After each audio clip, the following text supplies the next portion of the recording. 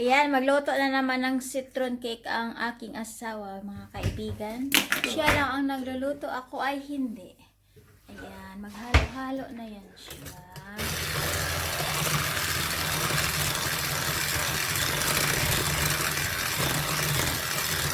Ang sipag-sipag, ako hindi, kakain lang ako.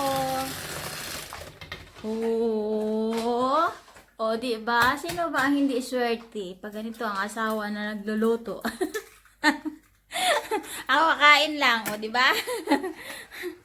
Yusin mo haning ha kasi kakain na ako diyan. Masarap sa kape yan. Ayan, panghalo sa kape. Ayan na yung kinayod niya na citron.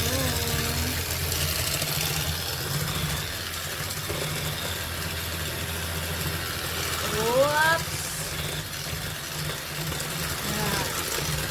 Yan! Gagawin na niya yan. Yan na! Ready na ilagay sa oven. Cupcake na ang labas niyan. Oh.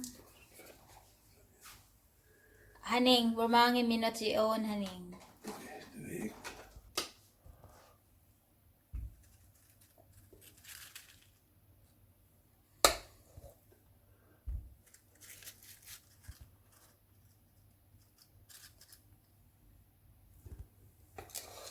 Tipid-tipid lang.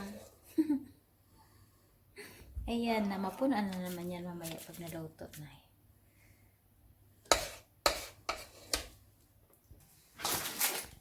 Ilagay na sa oven. 20 minutes ang pag-bake.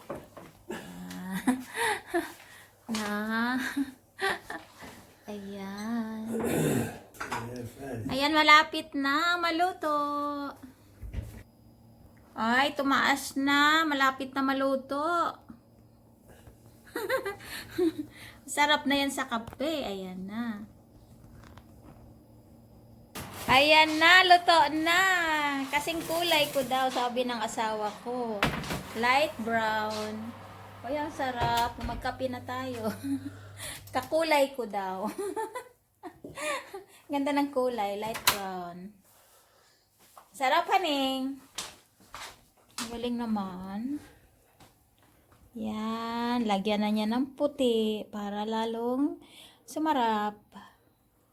Oh. Galing. O, diba? Ang ganda ng pagka-brown. Yan ang gusto ng kulay ng asawa ko sa ating mga Pinay. Brown, light brown. Itong isa mga kaibigan, yan ang patunay na yan ang last na patak. Kaya maliit siya at saka manipis. Yung unang lagay, ayun, makapal. Umaapaw. O, diba? Umaapaw.